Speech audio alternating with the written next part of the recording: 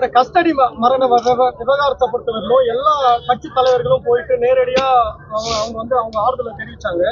ஆனா இந்த விவகாரத்துல, இந்த கவின் கொல்லப்பட்ட விவகாரத்துல எந்த கட்சி தலைவரும், அதாவது குறிப்பிட்ட கட்சிகளை தவிர உங்களை தவிர வேற யாருமே போய் ஒரு ஆறுதல் கூட தெரிவிக்கல. அதை எப்படி பாக்குறீங்க? எந்த மாதிரியான ஒரு ஆர்ப்பாட்டம் கூட பண்ணல? அது சாதி ரீதியா தான் பார்க்க முடியும். கவின் வந்து பட்டியலினத்தை சார்ந்தவர்.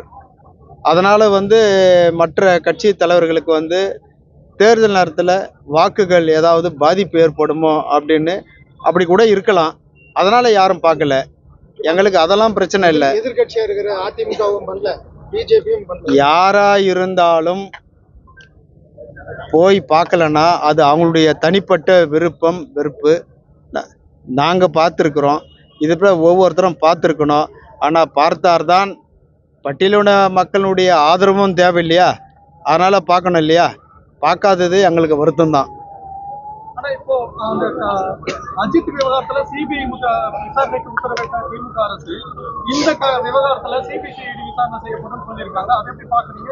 இந்த வழக்கு அதாவது சிபிசிஐடி விசாரணை விட சிபிஐ விசாரணை நல்லது.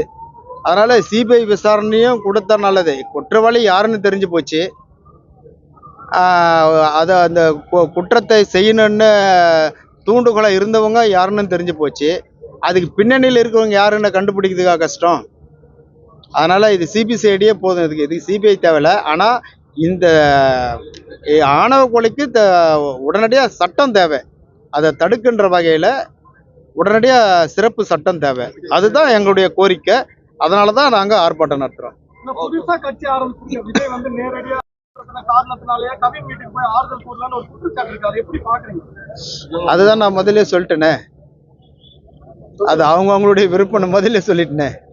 டயா பூஸ்டர் சுகருடைய ரிமோட் கண்ட்ரோல் இனி உங்க கையில. அனைத்து மருந்து கடைகளிலும் கிடைக்கும். செய்திகளை உடனுக்குடன் தெரிந்து கொள்ள கீழ்கண்ட கேபிள் மற்றும் டிடிஎச் நெட்வொர்க்குகளில் எம்நாடு செய்தி தொலைக்காட்சியை காணுங்கள். பாதகம் செய்பவரை கண்டால் நாம் பயம் கொள்ளலாகாது பாப்பா.